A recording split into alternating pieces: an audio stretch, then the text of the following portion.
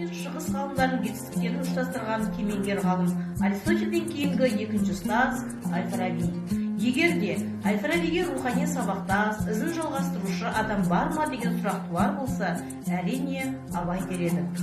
Әл-Фараби мен Абай мұрасын үндестіру, біздің халқымыздың 1000 жылдық мәдени рухани дүниесін тірілту деген сөздеп, ғалым Мағжан Машанов айтқандай, олар әр кезеңде өмір сүргенмен, өсиет етіп қалдырған ғибратты сөздерінде сабақтастық жатыр. Ойшылдарымыздың еңбектеріне көңіл қойсақ, даналық ой толғамдары, сөз саптасы әртүрлі болғанмен айтар ойы, көздеген мақсаты бір екендігіне көз жеткіземіз. Атап өтсек, Әл-Фарабидің әрбір адамның дүниеде өз орны бар деген тұжырымын Абай сен де бір кірпіш дүниеге кетігін тапта бар қалам деп, әрбір адамның өмірде өз орны барын, ел өмірінде, қоғамда елеулі орын алатынын тілге тиек етеді.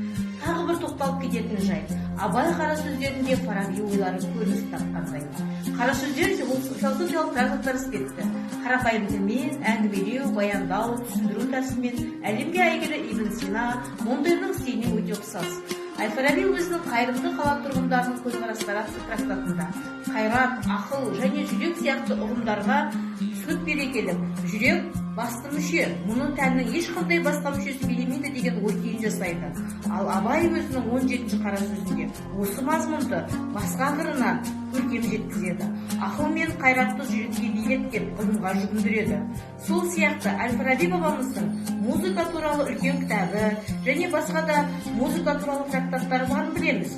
Абайдың да осы салада көп еңбек еткені бәрімізге аян. Яғни қос ғұламаның да айтары ән өнер, бұл өнерден хабарсыз болу надандық, өнер үйрену жолында ізденбеу, еңбексіздік арастамақтық. Қорыта айтқанда, хакім Абай мен ғұлама ойшыл Әл-Фараби есімдерінің тарихымыз бен әдебиетімізде алар орны ерекше. Ол осынау аса көрнекті ірі тұлғалардың мол әдеби мұрасы бір халықтың, бір ұлттың ғана емес, бүкіл адамзаттың рухани қазынасы болып қала береді деп нық сеніммен айтылады.